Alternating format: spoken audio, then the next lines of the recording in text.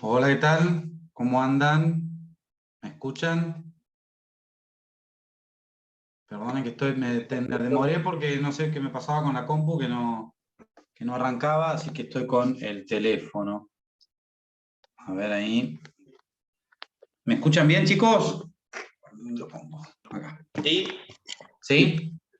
Perfecto. Bueno, esperen un minuto, me voy a organizar un poco, a ver si puedo organizarme. En realidad quisiera abrirlo en la compu. Espérenme un segundo. A ver si lo puedo abrir acá en la compu, que es más fácil. Bueno, ayer a la tarde, una clase con la doctora Pérez, ¿tuvieron, no? ¿Tuvieron clase, chicos, allá con la doctora Pérez? Bueno, no hablé yo con la doctora Pérez, a ver si me Sí, adherido al sí. padre. Nos dio Ok. personería jurídica. Personería jurídica. Sí. Persona jurídica, bolilla 15, Persona ¿no? jurídica, bueno, sí, sí, sí. Persona jurídica les dio, no, restricción a la Sí, capacidad. sí. De hecho, yo le pregunté, ¿estás seguro que es de la unidad 8 eso? Y porque en el programa nos figura otra. Y sí, nos dio eso. Bueno, Es de la unidad 15, en el programa está en la 15, pero bueno, sí. nos dio Personas eso. jurídicas, les mencionó quiénes son las personas jurídicas, el Estado, el Estado, la Iglesia, todo eso, ¿habló de todo eso? Sí. Bueno, me voy a preguntar después a ver por qué dio eso, no importa. Por eso era la confusión de hoy, vio que yo hoy le pregunté a ver qué nos daba y eso, pero... Claro, bueno, es verdad que vos me mencionaste esto. Bueno, a ver, acá estoy Claro. estoy tratando de entrar a través de la cosa. A ver, aguárdame un segundito a través de la compu, que lo prefiero porque esto de tener el teléfono no me traje el pie. Si yo lo pongo así no me ven. Sí. A ver, espérenme un segundo, ¿eh? ¿Hay clase hoy? Sí, contéstenle a quien está preguntando si hay clase, que sí, que estoy dando, de hecho, estoy arrancando. A ver si puedo ahí. Perdonen, chicos, esta desprolijidad técnica. Bueno, hoy vamos a ver entonces un mix de bolilla 8 y de bolilla 8 y bolilla 10. Ahí estoy, acá. Bueno, esperen que salga. Entonces. Esperen, a ver.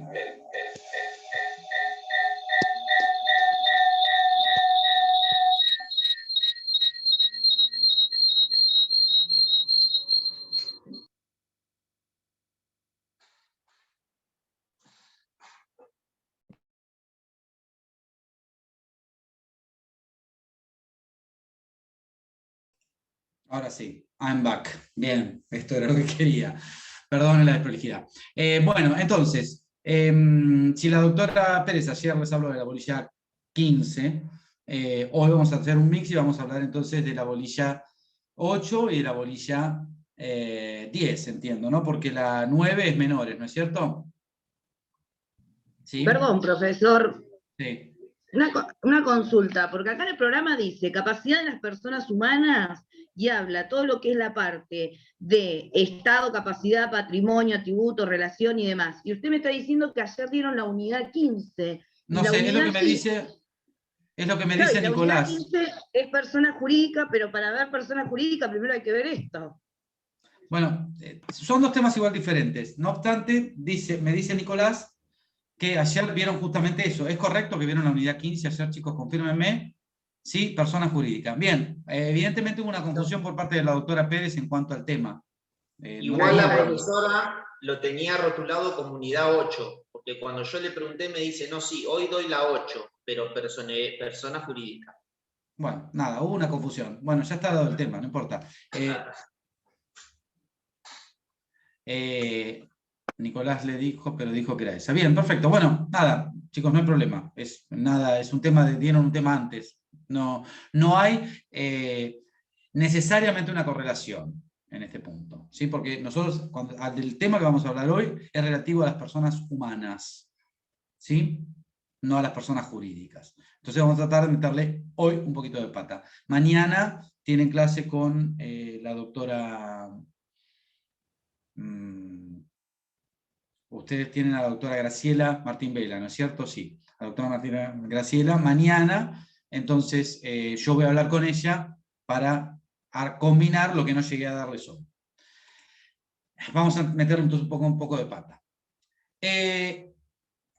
Cuando hablamos de atributos, perdón, cuando hablamos de atributos inherentes a las personas, estamos hablando de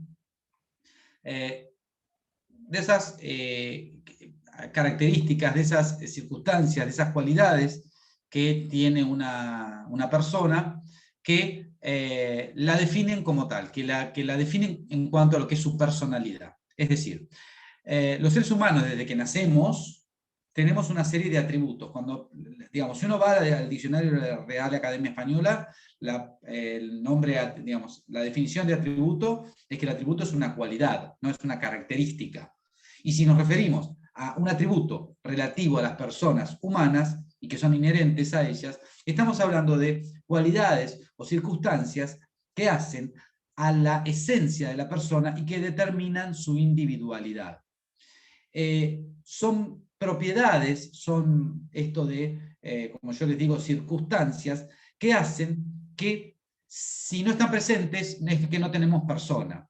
No, de alguna manera son esenciales, son únicos, son tan elementales que hacen al reconocimiento de la persona como tal. Es decir, nosotros no solo somos personas porque somos seres humanos, sino además somos personas porque el ordenamiento jurídico nos considera un centro de imputación normativa, es decir, que podemos adquirir derechos y contraer deberes y contraer obligaciones, y para eso la ley nos confiere ciertas cualidades, ciertas circunstancias, ciertos atributos que nos van a individualizar. Y estos atributos que son inherentes a la condición que tenemos de ser humano, y por eso somos personas, son el nombre, el estado, el domicilio y el patrimonio, con algunas cuestiones que vamos a verlo más adelante, pero el principal de todos ellos es la capacidad, que es el tema del que vamos a hablar hoy. Cuando yo les digo atributos o cualidades que sirven para individualizar a una persona, ustedes piensen que si yo les digo el nombre, el estado, la capacidad, el domicilio, el patrimonio, lo que estoy son como agregando características a un sujeto para que ese sujeto pueda ser individualizado con relación a los otros sujetos y de esa manera pueda tener relaciones jurídicas. Yo me llamo Lucas Trobo, ese es mi nombre, mi estado civil es divorciado, soy una persona mayor de edad a la que no le han restringido la capacidad, tengo la plena capacidad de titularidad y de ejercicio, y a su vez tengo mi domicilio general en Mar del Plata y un patrimonio jurídico un patrimonio determinado. Yo, con todas estas cualidades, es que entablo mis relaciones jurídicas. Entonces, si yo celebro un contrato con Matías, por ejemplo, ¿sí? Matías sabe cómo es mi nombre, cuál es mi estado civil, cuál es mi capacidad, cuál es mi domicilio y cuál es mi patrimonio. Y no es lo mismo celebrar el contrato con Matías que celebrarlo con Juan, que celebrarlo con Pedro, o con celebrarlo con Juan casado, o con Juan soltero, o con Juan viudo, o con Juan menor de edad o con la capacidad restringida. Entonces, la necesidad de que tengamos características, cualidades, de que tengamos estos atributos, hacen a la individualización de la persona y que de ese modo una persona individualizada pueda luego entablar relaciones jurídicas que además sean seguras, porque esto de los atributos inherentes a la persona hacen al reconocimiento en sí de las personalidades que tenemos todos los seres humanos, es decir, que el derecho nos reconoce como centros de imputación normativa, de centro de imputación jurídica, de efectos jurídicos, pero con la idea de que podamos entablar nuestras relaciones en forma segura. Las características de estos atributos es que son necesarios porque no se concibe la existencia de la persona humana sin estos atributos, es decir, no se concibe, yo no conozco a nadie que no tenga nombre, que no se sepa que no tenga un estado civil determinado, o que no tenga una determinada capacidad, ¿sí? Que no se sepa cuál es su domicilio. No existe una persona así, no existe un ser humano así. Es decir, es necesario porque toda persona los debe tener. No se concibe la existencia de una persona en su orden individual sin que tenga estos atributos. A su vez son innatos y son vitalicios porque son innatos, tienen desde el momento mismo en que nacen y perduran hasta el momento de la muerte, es decir, se extinguen con la personalidad cuando la persona se muere. Es decir, yo voy a llamarme Lucas Trobo hasta el día que me muera.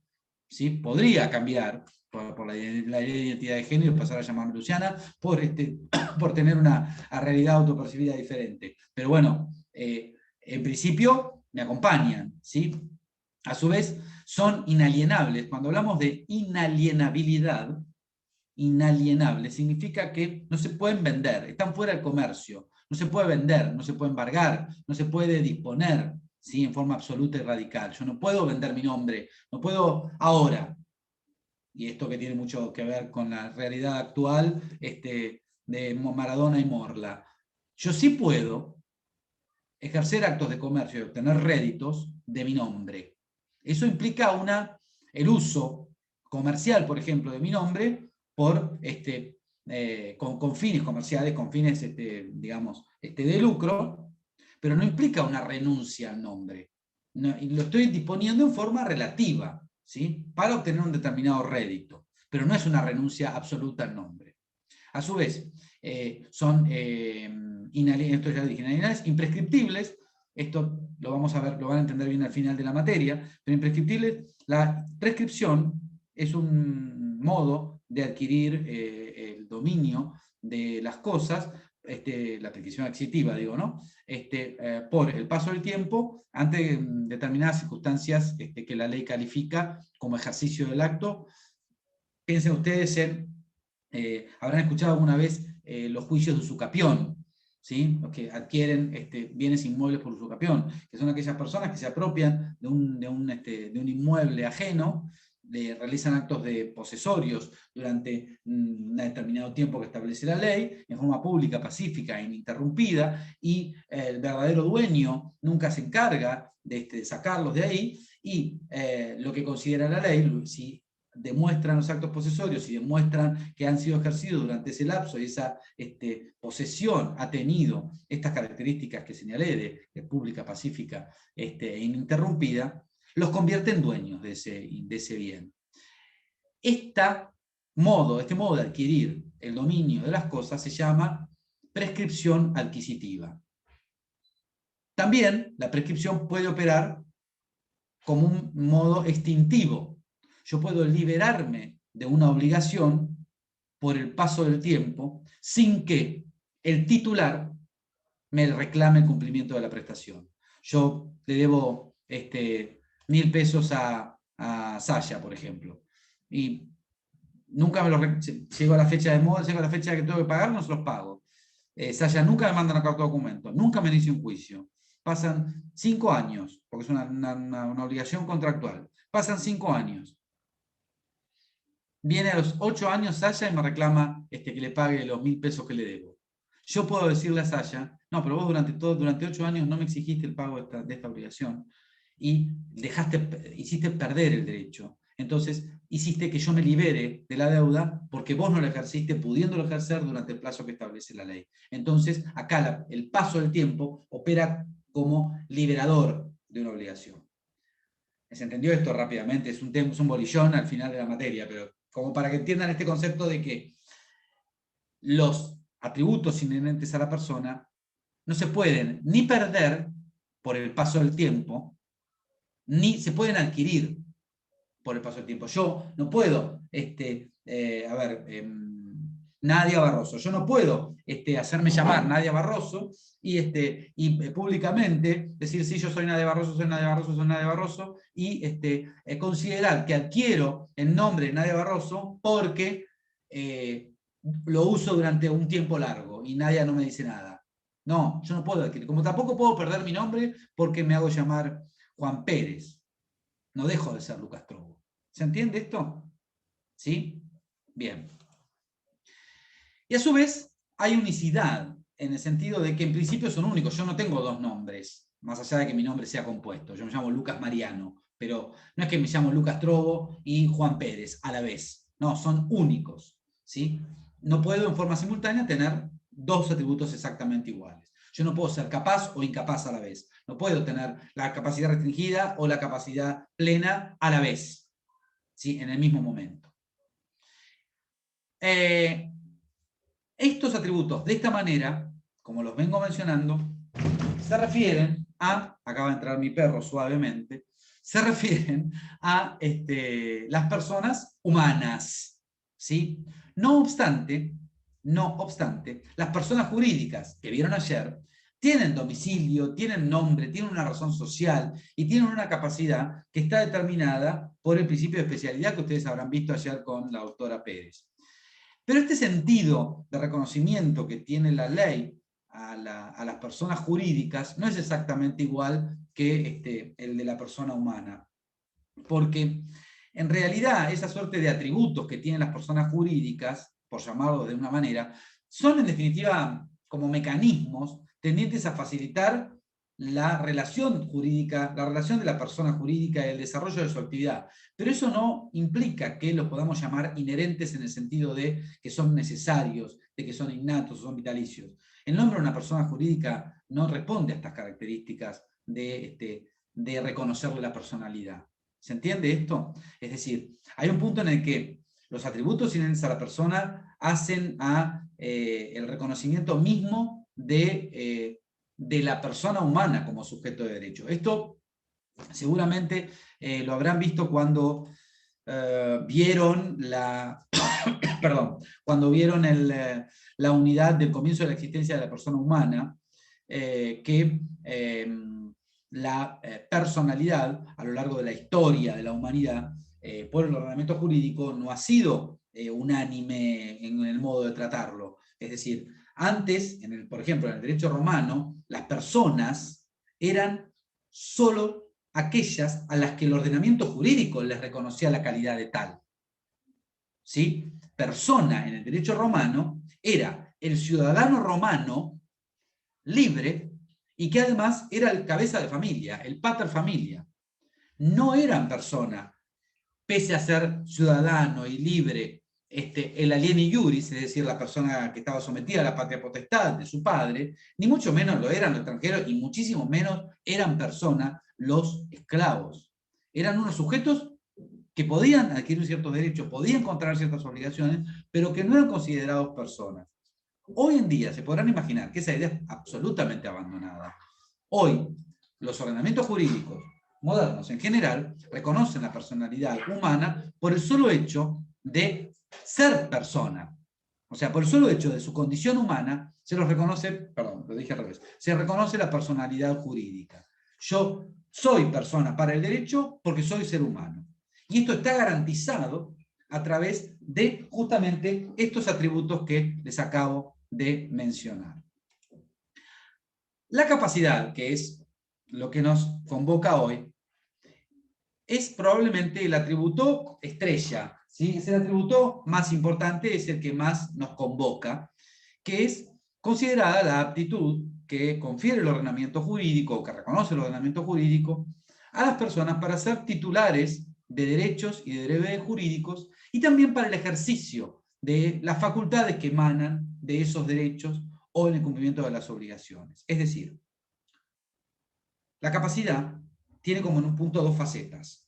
Por un lado, o dos ángulos. Por un lado es la capacidad de derecho, la capacidad de goce, que implica el reconocimiento por parte de la ley de que yo, por mi sola condición de ser humano, tengo la aptitud de poder adquirir derechos y contraer obligaciones.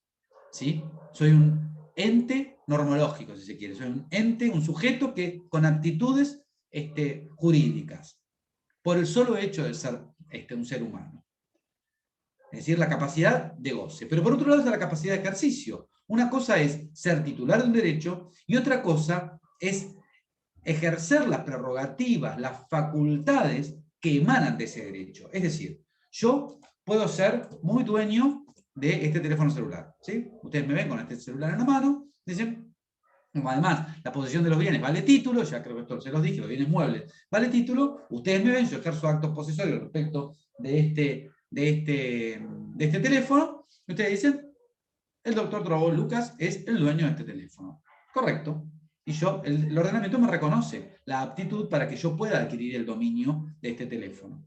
Ahora, luego, también el ordenamiento me tiene que reconocer las aptitudes para poder ejercer los derechos que emanan, o las facultades que emanan de este derecho de dominio que yo tengo. Es decir, si a mí el teléfono me lo roban, yo puedo hacer la denuncia pertinente. Si a mí el teléfono es defectuoso, puedo hacer el juicio a la empresa que me lo vendió, y todas esas cuestiones. Es decir, yo puedo ejercer los derechos o las facultades que emanan del derecho del cual soy titular. Con lo cual, claramente, la capacidad tiene estas dos facetas o estos dos ángulos.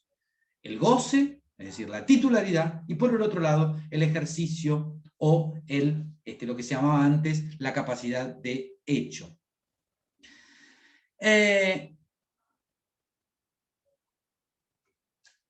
En este concepto de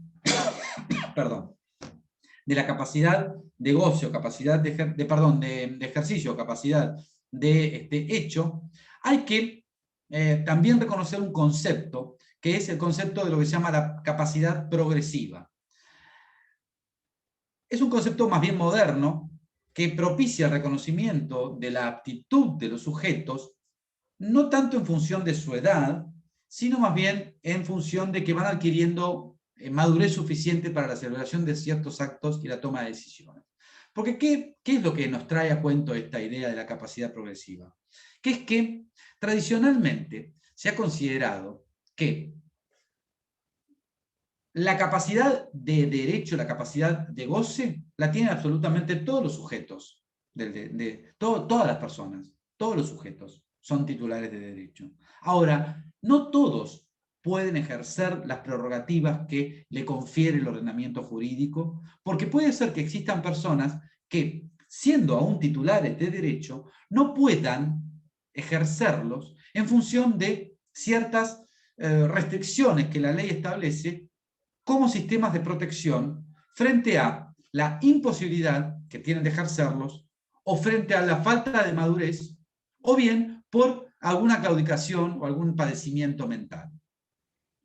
En este orden, uno encuentra dentro de lo que es la capacidad de ejercicio, a las personas que no pueden ejercitar sus derechos y que se llaman incapaces de hecho, incapaces de ejercicio, que son los menores por nacer, o las personas que están mencionadas en el artículo 32, última parte, que son las personas que están completamente, por ejemplo, las personas que están en coma, que son las personas que no tienen ninguna manera de interactuar con su entorno, no tienen manera de expresar su voluntad, y que entonces es necesario suplir su voluntad porque no hay manera de que ellos puedan comunicarse con su entorno, ¿sí? Esas personas tienen, tanto las personas por nacer como las personas que están en coma, estas del 32, última parte, son personas que la ley decide calificarlas de incapaces, es decir, que no pueden ejercer sus derechos porque hay una imposibilidad de que lo hagan. ¿Sí? Una persona por nacer no puede manifestar su voluntad, y una persona que está en coma tampoco puede manifestar su voluntad. Entonces la ley les confiere un sistema, que ahora vamos a ver, de protección de representación. Pero por otro lado, existen también los menores, que son las personas que no han cumplido 18 años, ¿sí? Que se consideran también que son incapaces, en los términos del artículo 25, 26, 100, 101, que ya lo habrán visto esto con el doctor Pellier, ¿no es cierto? Esto sí lo vieron con el doctor Pellier, ¿no? Menores. Sí. Díganme que sí. Bueno, y si no, ya están los audios y los videos del doctor Pellier sobre menores.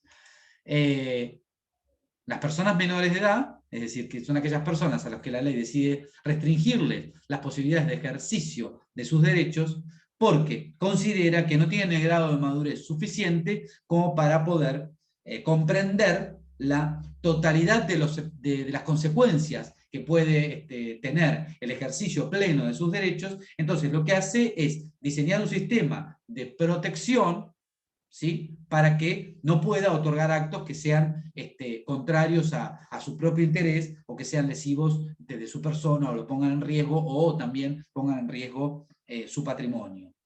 las personas que no han cumplido 18 años son personas menores de edad y que expresan su voluntad, que ejercen sus derechos, en principio, tal como establece el artículo 25, primera parte, y el artículo 26, lo ejercen a través de sus representantes legales. Que sus representantes legales, lógicamente, van a ser sus padres o, en su defecto, los tutores que se les designe si es que no tienen.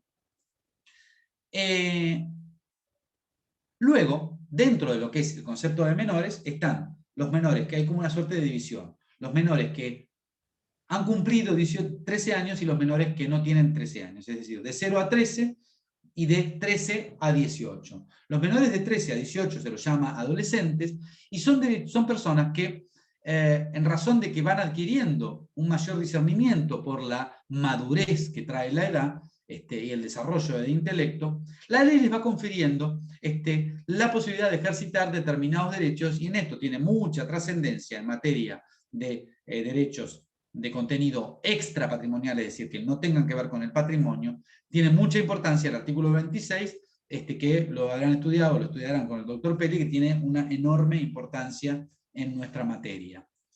En esta idea del artículo 26, trasunta esta cuestión de la capacidad progresiva que les había empezado a mencionar. La ley, a estas personas que van a ir adquiriendo a lo largo de los años una mayor madurez, les va reconociendo una capacidad de ejercicio en forma progresiva a medida que van avanzando en la vida. Entonces, lo que a una persona de 12 años no puede realizar, una persona de 13, de 14, de 15, en función de sus circunstancias particulares, sí puede realizar porque va, digamos va creciendo, va madurando. Esto está directamente vinculado con la toma de decisiones relativas a derechos de contenido extrapatrimonial, como les mencionó en el artículo 26, y están vinculados directamente con lo que tenga que ver con las decisiones en torno al propio cuerpo, o el consentimiento en materia de tratamientos médicos, o de cuestiones relativas a, por ejemplo, la capacidad reproductiva. Se alude también, cuando hablamos de capacidad progresiva, a un concepto que es el de la competencia, en inglés, competence, guild competence, que alude a un famoso caso que hubo en el Reino Unido hace unos años largos atrás, deben haber sido 20, 30 años atrás, o 40 también atrás, cuando en el Reino Unido se empezaba a instaurar el sistema en la educación, en la educación pública, la educación sexual, y a los chicos de, yo no sé si era de 12 o de 13 años, les enseñaban cómo debía utilizarse un preservativo. La familia de un niño de apellido Gillick hizo un planteo, fundamentalmente de tipo religioso, que consideraba que era perjudicial para su estado, grado de madurez y qué sé yo, y es un asunto que llegó a la Corte Europea, y que lo que estableció justamente que ese chico tenía el grado de madurez suficiente, la competencia suficiente para poder recibir información de la educación sexual relativa, digamos, acotada a su edad, y que podía recibir información sobre lo que era el uso de un preservativo, aun cuando sus padres no quisieran, porque el chico sí manifestaba interés en ser educado de esa manera. Entonces, la idea de la capacidad progresiva justamente tiene que ver con esto, con la idea de que se le va reconociendo al sujeto una mayor aptitud en un mix que es la mayor madurez que va teniendo junto con la edad. No es un compartimento estanco, sino que tiene que ver con la madurez suficiente, es decir, la competence que va teniendo.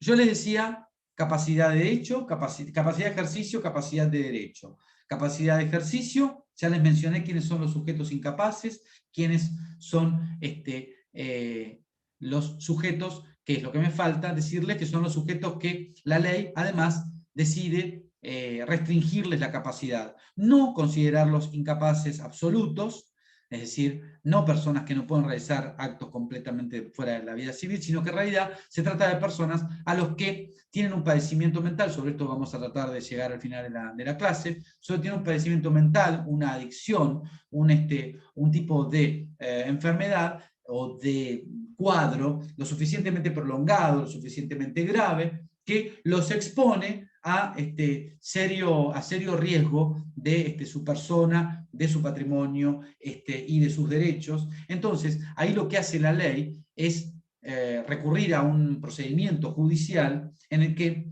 lo que se va a hacer es no declarar su incapacidad en el sentido de que no puede ejercer ningún acto, sino que lo que va a hacer es limitar el ejercicio de sus derechos a aquellos que la persona pueda pueda realizar libremente sin poner en riesgo a él o a otras personas o a su patrimonio. La idea es que se haga un procedimiento judicial en el que se dicte una sentencia de tipo como si fuera un traje a medida, en el que se analicen en el caso concreto cuáles son los actos que esa persona puede realizar y cuáles no los puede realizar por sí solos, y no se les designe un representante que supla su voluntad, sino que se les designe un sistema de apoyo, de asistencia, que concurra con el otorgamiento de ciertos actos que puedan resultar perjudiciales.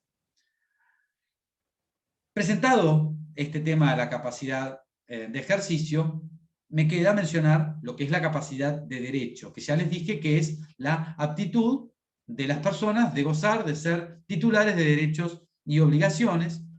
Esta idea de esta aptitud es la que se instala profundamente en la subjetividad de la persona, es inherente al ser humano, propia de su naturaleza. El artículo 22 del Código dice que la ley puede privar o limitar la capacidad respecto de ciertos hechos, de simples actos o de actos jurídicos determinados. Pero no hay, y esto se infiere, que no hay incapaces de derecho absolutos. Es decir, no existe una persona humana a la que la ley no le reconozca la aptitud de poder adquirir derechos y contraer obligaciones. Pueden existir, y ahora las vamos a ver, algunas limitaciones que tienen que ver con ciertos actos respecto a determinadas personas, pero son muy excepcionales, porque por regla, todos los seres humanos somos capaces de derecho. Porque si el ordenamiento jurídico no nos reconociese la aptitud de adquirir derechos y contraer obligaciones, el ordenamiento parecería ser un sistema del tipo romano, que bueno, depende de las cualidades personales que tenga, sos persona o no sos persona. No. Digamos, que el ordenamiento jurídico reconozca al ser humano por su sola condición de tal, la calidad de persona, y que pueda ser centro de imputación jurídica, es que se infiere que no existe una persona absolutamente privada de esa aptitud. Porque si así fuere, el ordenamiento jurídico no sería como lo estoy contando y diseñando. No existen las personas privadas en forma absoluta de la aptitud de derecho. No obstante, sí existen algunas restricciones, lo que se llaman, algunos autores, algunos libros hablan de incapacidades de derecho, en los que la ley ha previsto ciertos supuestos en los que debe limitarse la capacidad de derecho, es decir, la posibilidad de adquirir el derecho o de contraer una obligación, pero siempre en forma parcial y excepcional, porque, volvemos a lo mismo, porque no se puede vedar en forma absoluta. El fundamento de estas incapacidades de derecho no está en un sistema, en proteger a la persona, como pasa con las incapacidades de ejercicio, de proteger a la persona que puede otorgar actos perjudiciales para sí. No. Ahí hay otras cosas, acá hay una cosa completamente diferente. Cuando la ley a mí me prohíbe adquirir determinado derecho, lo que está haciendo no me está protegiendo a mí, lo que está haciendo es proteger un interés de tipo superior, está mirando al orden público, y lo que está intentando es evitar incorrecciones en las que yo pueda incurrir, en las que el sujeto pueda incurrir. Fíjense los artículos 1001, 1002 del Código Civil y Comercial, el artículo 403 del Código Civil y Comercial, que se refieren a ellos. ¿De qué hablan el artículo 1001 y 1002? Se trata de supuestos en los que hay previsiones específicas de contratar. ¿Sí? Vamos a verlos. 1001, 1002, previsiones específicas de contratar. Dice, no puede contratar en interés propio o ajeno, según sea el caso, los que están impedidos solo conforme a leyes especiales. Sigo. Inhabilidades especiales, 1002. Por ejemplo, no pueden contratar los funcionarios públicos respecto de los bienes cuya administración o enajenación le han sido encargados. Es decir, un funcionario público que tiene un patrimonio público para administrar no puede celebrar actos jurídicos respecto, a título personal, respecto de los bienes que tiene que administrar. Es decir, lo mismo pasa con los jueces, por ejemplo, inciso B, los jueces, los funcionarios de autoridad de justicia, los árbitros y mediadores, no pueden ejercer actos de comercio respecto de los bienes que están sometidos a sus juicios. Es decir, un juez no puede comprar en subasta un bien que él está subastando en un juicio que tramita hacia su juzgado. Tampoco lo puede hacer un secretario, ¿sí? Tampoco puede un funcionario público, si sale a licitación un contrato, no puede él ser el funcionario oferente y del otro lado ser el empresario que viene a ofrecerse para celebrar ese contrato. Tampoco puede ni comprar ni venderle nada al Estado cuando se trata de una repartición que está a su cargo. ¿Sí? Acá, como ven, esas prohibiciones, o sea, lo que está haciendo la ley es prohibiendo que sea el titular del derecho, no que se ejerza. Y directamente no puede contraer esa obligación o adquirir ese derecho. Pero no lo está haciendo como un sistema de protección a la vulnerabilidad, a la falta de madurez o alguna afección mental o padecimiento. No, lo está haciendo en procura de defender un interés de tipo superior. Está mirando el orden público, está evitando las incorrecciones en las que los sujetos puedan incurrir. Lo mismo pasa, por ejemplo, con el artículo 403 en materia de impedimentos matrimoniales, que dice, por ejemplo, que los hermanos no pueden contraer matrimonio entre sí. ¿Sí? O una persona que ya está casada no puede volverse a casar, es decir, el bígamo. ¿Por qué? Porque hay razones de orden público que están en juego. E insisto en esto, las incapacidades de derecho son excepcionales, están específicamente arregladas por la ley, son siempre de índole parcial, porque el hecho de que yo, si fuera juez, por ejemplo, que no pueda comprar una subasta de un bien que remato yo, no me impide a mí comprar en subasta en otro juzgado. Lo que yo no puedo es comprar en subasta en un juzgado en el que yo remato. Es una prohibición especial, específica y parcial relativa a ese supuesto. ¿Se entiende esto? ¿Se entiende la diferencia? Quiero que entiendan esto, digamos, si comprenden cuál es la diferencia cuando la ley establece incapacidad de derecho y cuando establece incapacidades de ejercicio. ¿Lo ven o no? ¿Sí? Ok. A ver en el chat que no había mirado. ¿Qué es esto? Identidad de género. ¿Qué es esto? Con la 16, identidad de género. No entiendo los de identidad de género. Mario, ¿qué me quisiste preguntar acá?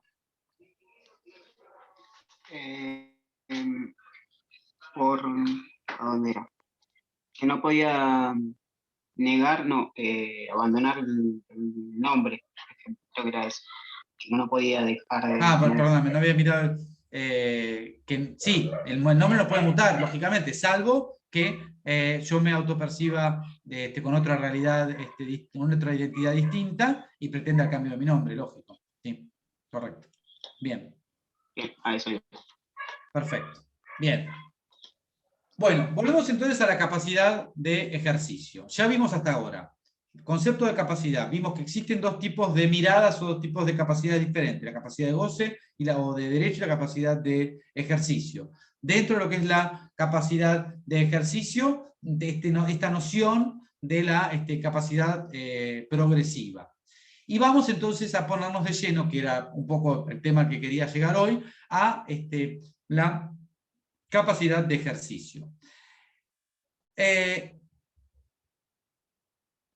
Las razones por las que la ley decide establecer que hay ciertas personas que no deben o no pueden ejercer plenamente sus derechos, ya los mencionamos. Es un sistema de protección y está fundado en que hay imposibilidad, hay ineptitud física o hay razones de falta de madurez.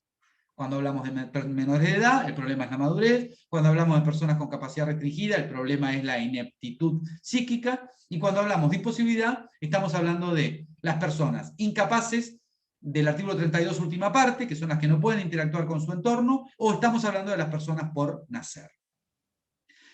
Esta capacidad también es siempre de excepción.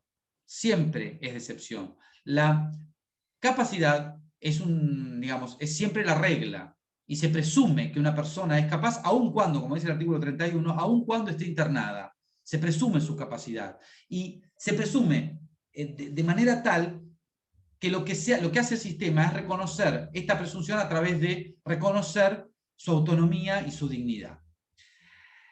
La ley, cuando está frente a un supuesto de una persona a la que es necesario restringirle la capacidad, por las razones que ya vimos, diseña mecanismos de protección. El código derogado, el código de Vélez, solo contenía un sistema general y uno de excepción. Un sistema general que era considerar que las personas o eran capaces plenas de ejercer todos los derechos que la ley le confería, o eran incapaces. Y luego tenía una subclasificación: incapaces de hecho absoluto o incapaces de hecho relativos. En función, lo relativo o absoluto era respecto de los menores en función de un corte etario que hacía, de 0 a 14 y de 14 a primero a 21, luego a 18 cuando se bajó la mayoría de edad a 18. Es decir, capaces o incapaces. Era una línea divisoria. Y lo que decía era: las personas capaces pueden ejercer plenamente todos los actos de la vida civil, y por otro lado lo que decía: las personas incapaces solo pueden ejercer los actos de la vida civil a través de un representante, es decir, de un sujeto distinto que lo que hace es suplir la incapacidad, y es él, este representante, quien emite la voluntad. Es decir, el representante concurre al ejercicio del derecho expresando lo que sería la voluntad del representado, pero sin que el representado concurra. Suple su voluntad. ¿Sí? Y la ley lo que decía es: los padres, los tutores, los curadores, son los representantes de los incapaces. Este sistema de representación se mantiene en nuestro derecho vigente, en el Código Civil y Comercial, respecto de las personas incapaces en función de la imposibilidad, es decir, respecto de de las personas por nacer, y respecto de los incapaces, el artículo 32, última parte, ¿sí? Y a su vez también se mantiene respecto de los menores de edad, en los términos del artículo 25, 26 y 100 del Código Civil y Comercial, que ustedes ya habrán visto o verán con el doctor Pellier. Pero fuertemente instaura una idea que se empezó a vislumbrar con la Ley de Salud Mental en el año 2010, y que claramente quedó impregnada al sancionarse el Código Civil y Comercial, que es un sistema que para aquellas personas a las que tienen ineptitud psíquica, que les va a restringir la capacidad, pero no los va a declarar incapaces, sino que les va a restringir la capacidad para determinados actos en particular, lo que la ley diseña como sistema de protección no es la representación, sino un sistema que se llama sistema de apoyos, que es un sistema de asistencia, ¿sí? Es un sistema en el que quien ayuda a la persona con la capacidad restringida al ejercicio de sus derechos, no lo hace representándolo. Puede tener algunas facultades de representación excepcional, pero con carácter general no lo hace representándolo. No es que suple la voluntad de la persona con capacidad restringida, sino que lo que hace es concurrir, a asistir a la persona con capacidad restringida a que ejerza sus derechos. Porque la idea norte, instaurada a través de la Convención de las Naciones Unidas sobre los derechos de las personas con discapacidad, y luego la Ley de Salud Mental en el año 2010, es que se trate o se fomente la autonomía o la autodeterminación de las personas con estas discapacidades. En modo alguno hay que suplantar su voluntad, sino lo que hay que tratar es de ayudarlos a construir su propia voluntad, a construir el propio ejercicio de sus derechos, y Solo excepcionalmente se pueden otorgar facultades de representación cuando sea, digamos, el grado de ineptitud sea más elevado. Pero si existe alguna posibilidad de que esa persona con una ineptitud mental pueda ejercer pequeños actos por sí solos, hay que fomentar que los haga. ¿Se entiende esto? Entonces, este sistema de apoyos que está mencionado en el artículo 45, creo que es. Esperen un minuto. Profe, Sí, 43. ¿Qué? en el artículo 100, ¿no hace referencia un poco a eso? El artículo 100. A ver, el artículo 100, ¿cómo está redactado? El artículo 100 habla de representación. No habla de apoyo. Ah. El artículo 100 habla de representación, ¿no? Por eso quería leerlo para ver si yo estaba... habla de representación. No, habla de representación. Y ahí dice justamente, el artículo 102 habla de asistencia. Fíjate cómo dice, las personas con capacidad restringida y los inhabilitados, que ahora les voy a contar quiénes son asistidos por apoyos designados en la sentencia respectiva en leyes especiales. ¿Quiénes son los apoyos? ¿Qué son los apoyos? Profesora, me quedó una duda, disculpe. Sí. Porque acá en una parte dice, la persona declarada incapaz por sentencia judicial en la extensión dispuesta en esa decisión, cuando estamos hablando de capacidad de ejercicio. Y en principio fundamental de la ley 26.657 dice, imponer la revisión por parte del juez de la sentencia que limiten la capacidad cada 3 años. O sea, que una vez que se dicta la sentencia sobre esa persona, el juez cada 3 años tiene la obligación de rever para ver en qué estado de salud mental se encuentra el paciente. Exactamente, es así lo que acabas de decir.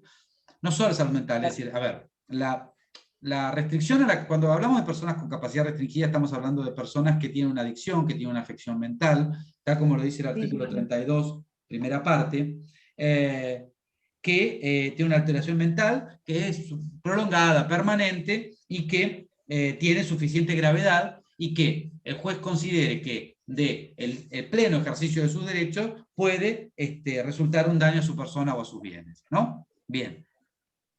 Esa restricción a la capacidad se da en el marco de un juicio de determinación de la capacidad. El juez dicta una sentencia en la que diseña cuáles son los actos a los que se le va a restringir la capacidad a esa persona, ¿sí? Actos determinados, actos concretos de la vida concreta de esa persona, y va a designarles apoyos. ¿Qué son los apoyos? Los apoyos son personas humanas o instituciones, pueden ser, ¿sí? Que van a asistir, que van a coadyuvar, que van a estar al lado, que van a estar ocupándose de esta persona que tiene este padecimiento, ¿sí? Para ayudarlos a justamente la toma de las decisiones. Piensen ustedes en un pariente que le cobra la jubilación, piensen ustedes en una institución de día a la que una persona con alguna deficiencia mental o algún padecimiento concurre y lo ayudan a aprender o a ejercitar sobre lo que es su higiene personal, o cómo tomar sus medicamentos, o una persona que, digamos, hay un montón de instituciones en la ciudad que se refieren, por ejemplo, a las personas con síndrome de Down, que los insertan en la vida laboral. Todo eso son apoyos, son sistemas diseñados por el juez, en muchos casos, diseñados por el juez, que lo que hacen es asistir a la persona con la capacidad restringida, es decir, con la afectación, a los fines de que puedan, con la mayor autonomía posible, puedan ejercer sus derechos. Ahora, esta sentencia, a mí me gusta decir la siguiente frase que la digo siempre desde que salió el código. La sentencia a la que se refiere el artículo 38 del Código Civil y Comercial, que lo van a ver mañana con la doctora Martín Vela, la sentencia, cuando el juez dicta la sentencia que restringe la capacidad y designa los apoyos, es lo que se llama un traje a medida. Porque el juez no hace una sentencia estándar, no dice es incapaz, es o es capaz. Lo que hace es decir, a esta persona que yo conozco, porque tiene la obligación de entrevistarlo previamente, y ahora vamos a ver eso, ¿qué que tiene estas necesidades, que su entorno familiar, su entorno cultural, su entorno social, que su capacidad patrimonial es esta, yo le voy a restringir, le vamos a impedir que por sí solo otorgue estos actos, y los va a tener que enumerar, los va a tener que determinar específicamente y decir qué puede hacer por sí solo, qué no puede hacer por sí solo, a quién va a nombrar como apoyo, a qué institución va a nombrar como apoyo. Puede incluso el apoyo ser dual, puede tener una persona que lo asista en su vida cotidiana y puede haber otra persona que lo asista en la administración de su patrimonio. Es decir, no es una sola persona el apoyo. Y eso lo dicta, esa sentencia la diseña en función del dictamen que hace un equipo técnico interdisciplinario, es decir, la noción hoy ya no es meramente psiquiátrica, ¿sí? Sino que es una noción muy abarcativa, donde hay neurólogos, hay médicos clínicos, hay, por supuesto, también psiquiatras, hay asistentes sociales, asistentes terapéuticos, digamos, kinesiólogos, si fuera el caso. Es decir, donde el juez, en base al informe que hace ese equipo interdisciplinario, dicta la sentencia y hace ese traje a medida para fomentar la autonomía y proteger los derechos chao Juan, los derechos de mi hijo, los derechos de la persona a la que ha restringido la capacidad. Pero como bien decía, no me acuerdo quién me decía lo de la revisión. Alejandra. Yo, Exacto. Alejandra. No, Como porque bien me quedó, porque el fin de semana estuve leyendo también un poco sobre Lorenzetti y él hablaba del fallo de Tufano, que habla también sobre este tema de la situación jurídica abusiva que da sobre la restricción de la libertad de las personas. Por eso me quedó no, pues, lo de la otra cosa, 36.657. Por Sí, eso. sí, pero te vas un poco de tema ahí. Acá la revisión, con la sanción de la Ley de Salud Mental, en el año 2010, 25673 creo que se nombró la ley, estoy ya un poco... Sí, 36.657. sí, exacto. ¿Qué pasa, Juan? Con la sanción de la Ley de Salud Mental, ya se incorporó en el Código Civil derogado, en el artículo 152 ter, última parte, la necesidad de la revisión cada 3 años de la sentencia. ¿Por qué? Porque esta restricción a la capacidad no hace cosa juzgada material de por vida, porque el tratamiento de la persona puede ir ayudándola a que se restablezca su plena capacidad mental, o a la inversa, que la enfermedad evolucione en grado desfavorable, y lo que antes una persona podía realizar, hoy puede ser que no pueda, que su enfermedad, que su padecimiento haya avanzado. Entonces, para que justamente ese traje a medida se le hagan los ajustes de las costuras que sean necesarios para que le siga quedando bien, ¿sí? Es que la ley le impone al juez que de oficio, o porque alguien se lo pide, le impone al juez la necesidad de revisar cada 3 años si esa decisión, en esos términos, con esos alcances, con esos actos, con esos sistemas, siguen siendo útiles, siguen siendo satisfactorios de acuerdo al estándar que establecía este artículo 32, que es que no otorgue actos que puedan surgir una gravedad para su persona o sus bienes. ¿Se entiende esto? ¿Sí? Seguimos. Entonces,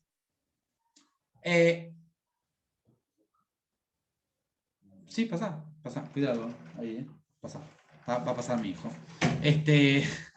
Bien.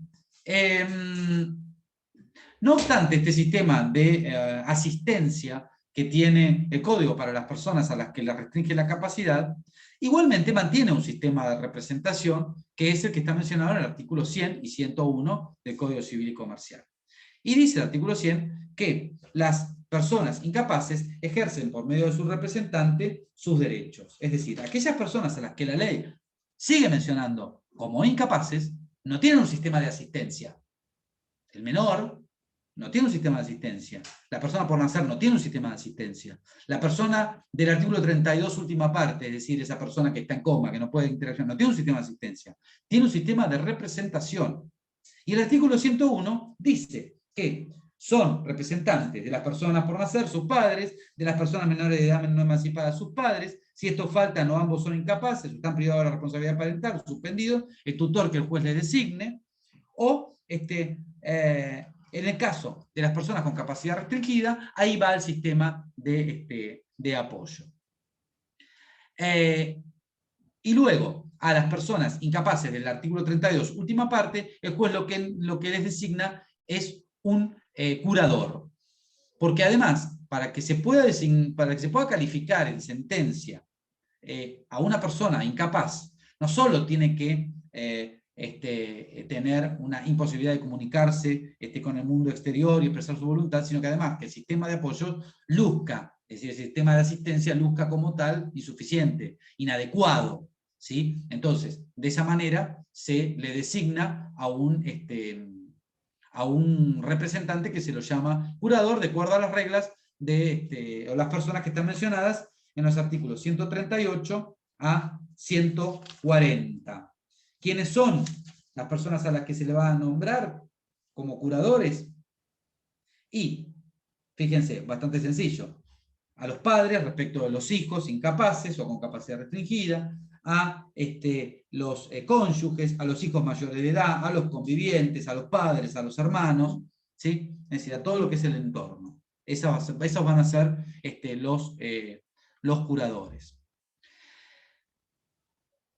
Tanto los tutores que se le designan a los menores a los menores se les designa tutores cuando, como ya lo dije, no tienen padres o estos son incapaces a su vez, o se trata de personas a las que se les ha suspendido o se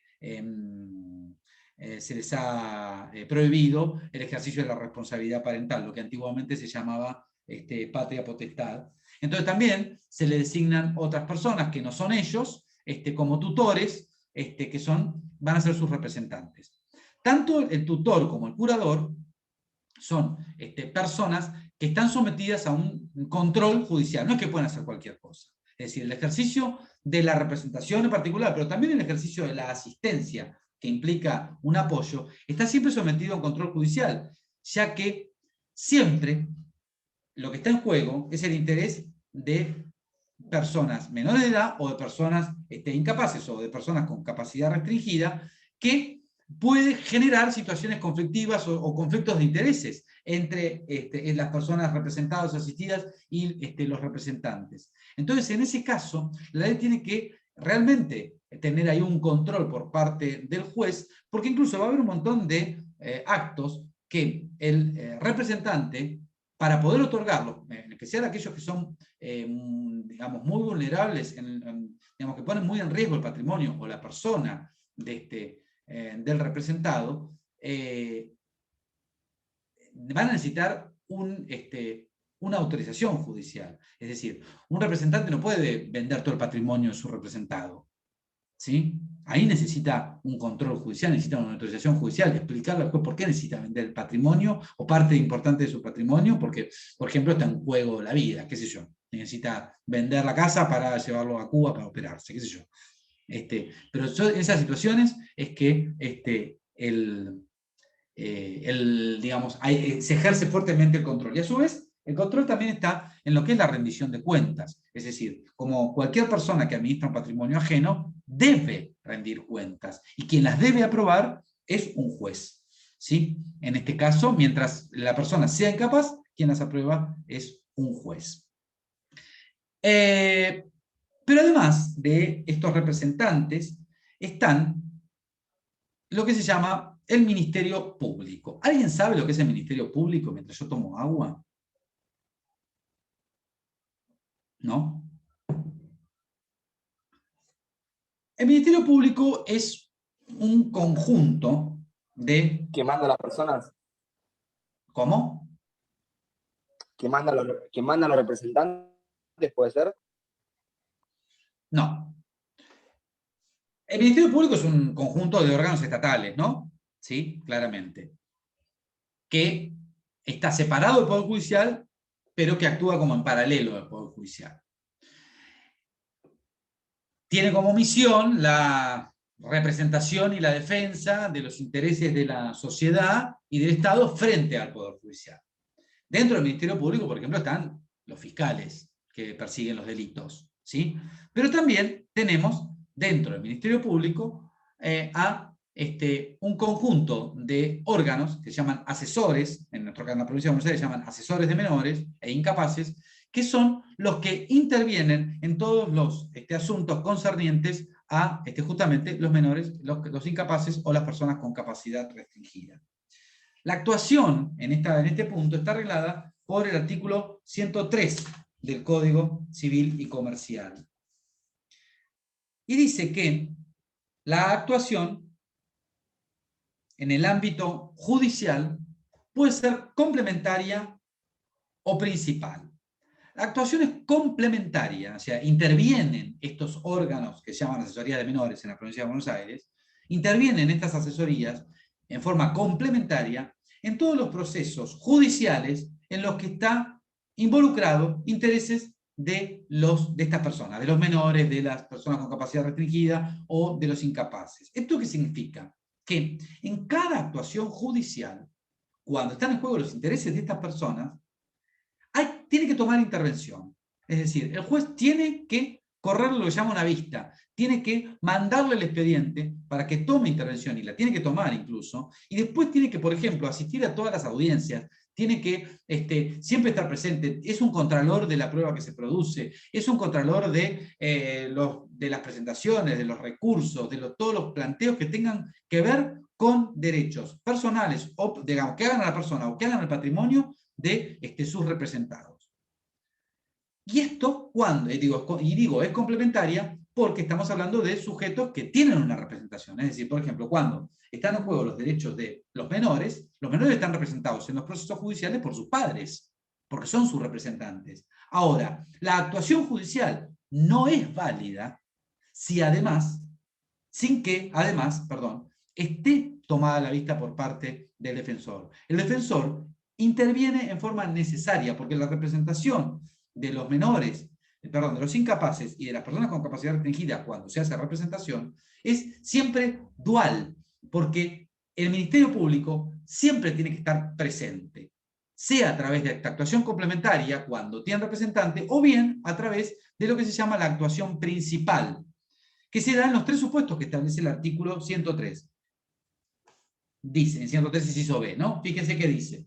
Es principal la actuación del Ministerio Público cuando los derechos de los representados están comprometidos y existe inacción de sus representantes. Es decir, hay un interés comprometido de un menor, de una persona con capacidad restringida o un incapaz, y resulta que su representante natural está inactivo. De esto, después voy a ver si se los encuentro y se los mando por la plataforma. Hay un famoso fallo de no hace mucho de la Corte de la Provincia de Buenos Aires que lo que planteaba era esta situación. Era una madre que había apelado en representación de su hijo una sentencia, un tema patrimonial, un daño sin perjuicio me parece. Había apelado la sentencia y luego cuando había llegado a la Cámara, esto cuando habían procesado lo van a entender, luego había llegado a la Cámara el expediente y no había fundado su recurso. Uno cuando apela, tiene que apelar y, dependiendo del tipo de proceso, en este caso era así, cuando el expediente es radicado en la Cámara, tiene que expresar los agravios, es decir, tiene que explicar los fundamentos por los cuales apeló la sentencia, dictada por el juez de primera instancia y que pide que sea revocada o modificada. Esta madre se había mantenido inactiva, es decir, había apelado la sentencia, pero no había expresado los agravios. Y si uno no expresa los agravios dentro de un determinado plazo, pierde el derecho a hacerlo, entonces con lo cual, en realidad, la sentencia queda firme, porque a los jueces de la Cámara no solo hay que decirles que apelo a la sentencia, sino que hay que darle los fundamentos por los cuales apelo a la sentencia, es decir, cuáles son los perjuicios, los agravios que me causa esa sentencia. Sin perjuicios, sin agravios explicados, no hay recurso. Entonces, se cae el recurso y queda firme la sentencia y el expediente vuelve a primera instancia. ¿Qué fue lo que pasó? sucedió esto, la madre no apeló, o sea, apeló, pero no expresó agravio, y cuando le corren traslado a la asesora de menores, la asesora de menores dice, bueno, voy a actuar en forma principal entonces. ¿Por qué? Porque como lo dice el inciso B, en el primer inciso 1 del inciso B, del 103, dice, yo tengo una actuación principal cuando están intereses comprometidos y hay inacción por parte de su representante, con lo cual yo voy a expresar los agravios. Y entonces funda el recurso. Pero claro, lo hace fuera de término, porque el término lo tenía la madre. La Corte le rechaza el recurso diciéndole, no, mire, usted no está en término, va a la Corte, en el recurso extraordinario, y cuando llega a la Corte, el recurso extraordinario, la Corte le dice, no, sí es correcto, porque acá está en juego el derecho del representado, hay inacción por parte de la representante natural, entonces acá la intervención es principal, y a su vez, como es la primera intervención que tiene en esta alzada en el tribunal de apelación, es que corresponde entonces aceptar la expresión de agravios y revoca la sentencia y manda a expresar agravios para que se revise y se atienda ese recurso. Me está molestando el perro. Perro, no me molestes. También puede suceder que sea principal cuando el objeto del juicio sea exigir el cumplimiento de los deberes emergentes de la representación. Por ejemplo, piensen ustedes en un juicio de rendición de cuentas, ¿sí? En el que hay un conflicto de intereses entre el representante y el representado, y entonces es necesario dilucidar si las cuentas están bien rendidas, si el representante ha administrado debidamente el patrimonio del representado. ¿Quién lo va a hacer ese juicio? ¿Se lo va a hacer el propio representante a sí mismo? No, lógicamente que no. Ahí va a venir el Ministerio Público y va a tener una representación principal, una actuación principal. Lo mismo pasa en el inciso tercero, cuando directamente carecen de representante. ¿Qué esto puede suceder? Se muere el tutor, o le revocan la designación, el juez al tutor le revoca la designación, o al curador le revoca la designación, y momentáneamente no tiene un representante. Bueno, entonces en ese caso, el Ministerio Público actúa también en forma principal. Y luego, en el ámbito extrajudicial, porque todo esto que estamos hablando, la actuación complementaria o la actuación principal, es en el ámbito judicial, ¿sí? Porque volvemos a lo mismo. El Ministerio Público es el conjunto de órganos que representan intereses de la sociedad frente al Poder Judicial.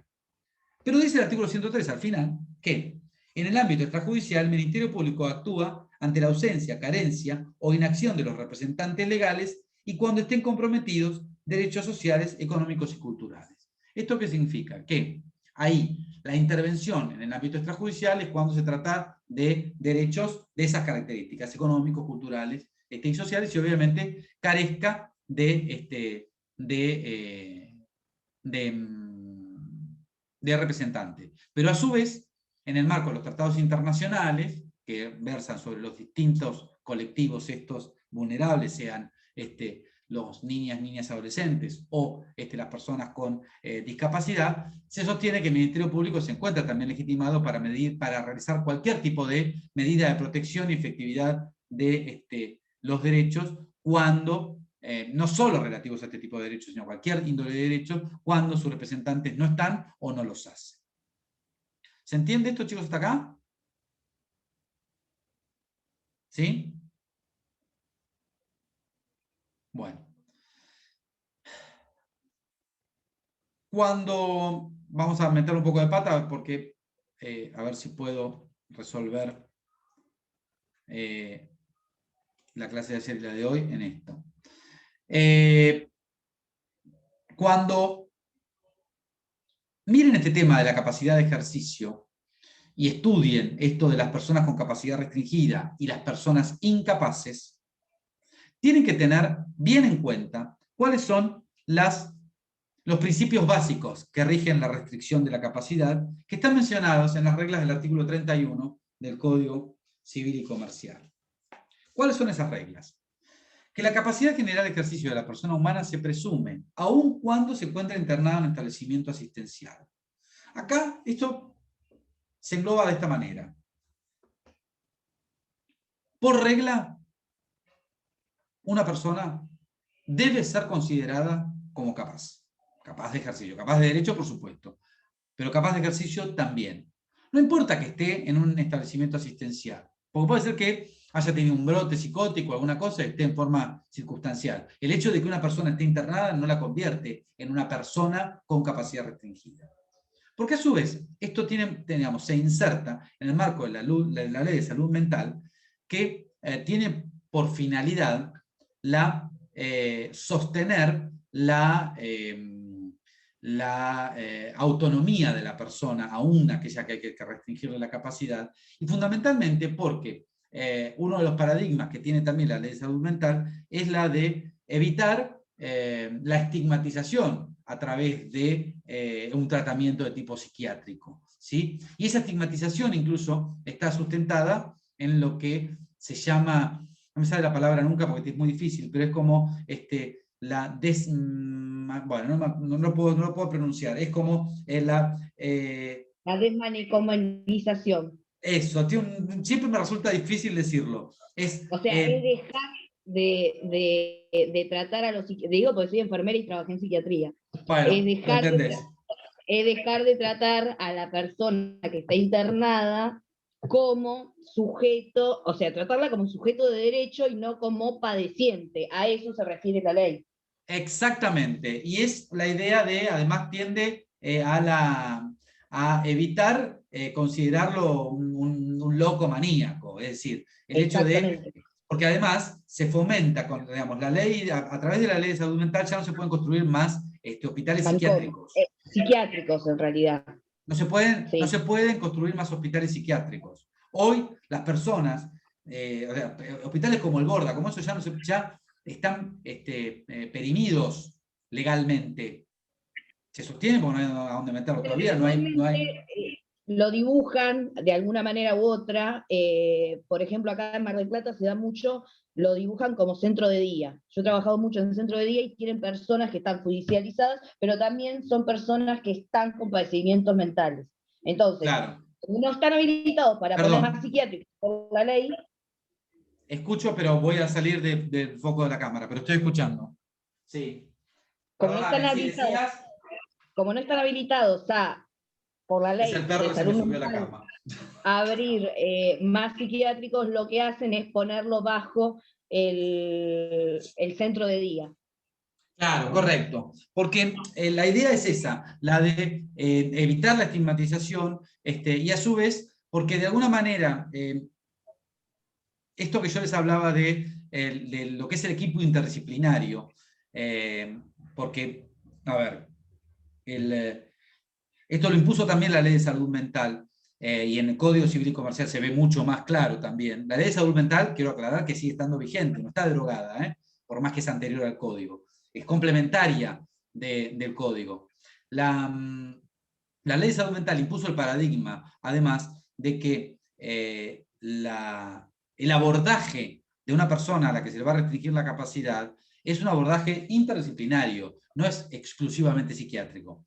Antes de la Convención de los Derechos de las Personas con Discapacidad y antes de la Ley de Salud Mental, el abordaje era casi exclusivamente desde la ciencia psiquiátrica, porque de hecho el código derogado, hablaba de dementes directamente, como una categoría jurídica que englobaba no solo la demencia, sino todo tipo de padecimiento mental. Pero era dementes el concepto. Y eso, digamos, limitaba mucho el abordaje. Y a su vez le confería al juez un sinfín de facultades, fundamentalmente, digamos, de índole muy estrictas. Es decir, el juez podía, así como pulgar para arriba, pulgar para abajo, el psiquiatra que le decía que estaba demente, para arriba, para abajo, tema terminado. Y esa sentencia, a su vez, solo podía ser modificada a través de la rehabilitación, cuando había cesado la enfermedad, nada más. Esto de la revisión que mencionábamos hoy, cada 3 años, es una revisión que impone la Ley de Salud Mental y que obviamente hoy se mantiene. Y no sé a qué más iba. Lo del equipo interdisciplinario. Y hoy en día el abordaje es un abordaje como, si se quiere, antipsiquiátrico, porque en realidad el equipo interdisciplinario, el que debe asistir al juez en el proceso judicial, es un equipo que está conformado por un sinfín, como ya lo mencioné, como un sinfín de profesionales, porque de alguna manera se alude a lo que se llama un modelo de tipo social del abordaje de la problemática, donde no solo el juez está como medio atado a lo que, porque digamos, las facultades judiciales están como muy limitadas ahora. El juez lo único que puede hacer es aplicar las reglas jurídicas en función de lo que este equipo interdisciplinario, con diferentes miradas, en función, lógicamente, de sus disciplinas, de sus profesiones, tienen respecto del mismo paciente. Y el juez lo único que puede hacer es diseñar cuáles son las estrategias jurídicas respecto de luego del informe que recibe del equipo interdisciplinario. Este equipo interdisciplinario no solo asiste al juez en el ámbito judicial, sino que además es muy importante en lo que es el seguimiento de no solo el diagnóstico, sino también el seguimiento de la persona. Todos los juzgados de familia tienen un equipo técnico que está compuesto por diferentes profesiones que no solo ayudan al juez a la toma de la decisión, sino que además luego tienen una suerte de seguimiento bastante periódico, dentro de lo que se puede, bastante periódico de estas personas. Regla número 1, regla 2 o B. Las limitaciones a la capacidad son siempre de carácter excepcional y se ponen siempre en beneficio de la persona. A diferencia de las incapacidades de derecho que se ponen en beneficio de la sociedad, del orden público, acá las capacidades de ejercicio, la restricción de la capacidad de ejercicio se impone siempre en beneficio de la persona a la que se restringe. A su vez, esto que ya les dije, la intervención estatal es siempre de carácter interdisciplinario, tanto en el tratamiento como en el proceso judicial. Eso es otra regla. Y a su vez, y esta es muy importante, tiene diferentes membraciones, la regla de que la persona a la que se le va a restringir la capacidad tiene derecho a recibir una información adecuada a través de los medios y las tecnologías pertinentes que permitan la comprensión. Acá, la Convención de los Derechos sobre las Personas con Discapacidad, en el artículo 2, creo que es, establece que, digamos, debe encontrarse el método, la manera para que exista un lenguaje asequible a cada caso en particular. Es decir, si se trata de un ciego, bueno, entonces hay que explicarle en braille. Si se trata de una persona autista, bueno, con medios audiovisuales, con multimedia. Si se trata de una persona sorda, los métodos que hay que utilizar son, obviamente, sistemas auditivos, para promover que pueda oír, o si no, sistemas visuales. Si se trata de una persona ciega, también se la podrá asistir en forma auditiva. Es decir, encontrar la vuelta para que la persona pueda recibir la información correcta de en qué consiste el juicio que se está llevando a cabo, en qué consiste su padecimiento, en qué consiste las políticas, las estrategias que el juez está, junto con el equipo interdisciplinario, diseñando para promover, primero, su protección, y segundo, promover también su autonomía, porque la autonomía, la autodeterminación son faros, son nortes que el sistema de protección de las personas con la capacidad restringida y de los incapaces siempre debe promover. A su vez, y esto tiene que estar concatenado con lo anterior, la persona no es un actor de reparto del juicio, es un actor principal. Esto significa que tiene derecho a participar en el proceso judicial, tiene derecho a nombrarse un abogado y tiene derecho a que, si no tiene plata para nombrarse un abogado, el Estado se lo provea, ¿sí? Y a su vez, el juez tiene la obligación de tener una entrevista personal. Del artículo 35 del Código, esto lo van a ver mañana con la doctora Martín Vela, el artículo 35 del Código dice específicamente que el juez, antes de dictar la resolución de la causa, tiene que tener una entrevista personal con el afectado, y a su vez, porque tiene que escucharlo y saber cuáles son las necesidades y cuál es su mirada, cuál es la percepción, porque, digamos, esto es humano lo que voy a decir, no es ni jurídico, es humano. Toda decisión que otro me impone sin preguntarme es infinitamente más difícil de cumplir, ¿sí? Y es infinitamente más difícil de comprender. Ahora, toda decisión que otro me impone, pero que es autónoma, no heterónoma, es decir, que surge de mi propio aporte, yo, persona a la que le van a restringir la capacidad, puedo explicarle cuáles son mis necesidades, a dónde apunto, qué es lo que necesito, qué es lo que quiero, qué es lo que no quiero. Y esa decisión, no digo que respete a rajatablas, porque puede ser que la pretensión sea, digamos, lo coloque en una situación de desprotección, pero que por lo menos atienda digamos, y tenga en cuenta lo que la persona está pretendiendo y cuáles son las necesidades que está manifestando. Yo les puse hoy en el campus una sentencia de la Cámara de Apelaciones de acá de Mar del Plata. Es un caso real de una mujer que tenía un patrimonio, es larga la historia, esa no importa, tenía un patrimonio bastante interesante, de un campo que había recibido. La persona igualmente vivía en una forma muy modesta, una mujer que siempre había tenido algún tipo de padecimiento mental, con un escaso, además, nivel cultural. El patrimonio que tenía, además, era un patrimonio que había heredado, porque nada, una cosa bastante fea, porque una de sus hijas se había muerto, y había obtenido una indemnización, y con esa indemnización se había comprado el campo. Es decir, no, era una persona que tenía padecimientos mentales y a su vez, fundamentalmente, tenía muy poca formación cultural y educacional. Esa mujer, una mujer que ya tenía 70 y pico de años, vivía con su hermana, que con, digamos, algunas limitaciones económicas la hermana, pero realmente la hermana era una persona muy importante en su vida, la asistía en todos los aspectos de la vida cotidiana.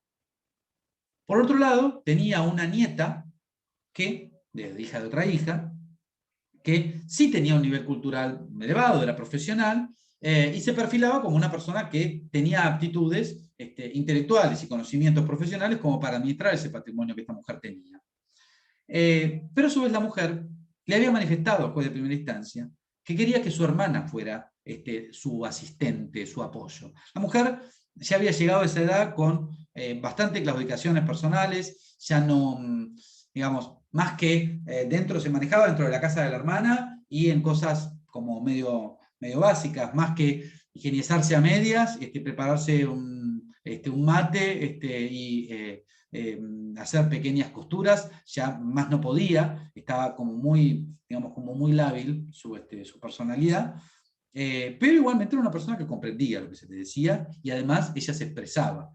Y insisto, le había dicho al juez, de primera instancia, que quería que fuera su hermana quien fuera el apoyo. Pero es cierto que también su hermana, con la mejor de la voluntad, pero su hermana no tenía la educación y la expertise suficiente para administrar ese patrimonio.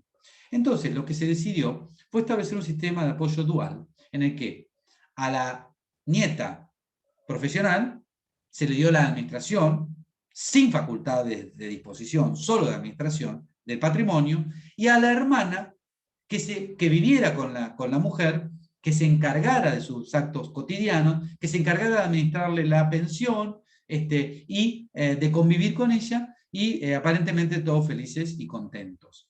Esto tiene que ver mucho con que la sentencia, esto lo vuelvo a decir, es un traje a medida. La sentencia, el artículo 38 lo dice con absoluta claridad. El juez tiene que determinar la extensión y el alcance de la restricción y especificar las funciones y los actos que se limitan, procurando que la afectación a la autonomía personal sea la menor posible. Y debe designar uno o más apoyos o curadores, de acuerdo al artículo 32, es decir, si se trata de una persona que no tiene interacción, será un curador, y señalar las condiciones, y esto es muy importante, señalar las condiciones de validez de los actos específicos sujetos a restricción con indicación de las personas intervinientes o las modalidades. Es decir, acá el juez tiene que decir, bueno, Pepita, que es la hermana, se va a encargar de ir a cobrarle la jubilación, vamos a otorgar un testimonio, un poder para que pueda ir por sí sola, le vamos a dar la tarjeta de débito para que ella se la administre, y es la que va a ir a comprarle los medicamentos. Juanita es la que va a celebrar los contratos de arrendamiento del campo, pero va a tener que venir a rendir cuentas, va a tener además que explicarle a la señora cómo cuántas vacas tiene el campo, y a su vez, si no cumple con esto, el acto no va a ser válido. ¿Se entiende esto? Es decir, la participación de la persona en el proceso es imprescindible, y a su vez es imprescindible también la inmediatez y el diseño de la estrategia en particular. Y me voy con lo que les digo ahora. ¿A quiénes se puede restringir la capacidad? A la persona que tiene más de 13 años, a la que padece una alteración mental o una adicción, y que tiene este problema de que, siguiendo este modelo social de cómo se hace el análisis interdisciplinario, los actos pueden perjudicarla en sus bienes o en su persona. ¿Más o menos me entendieron? Hice un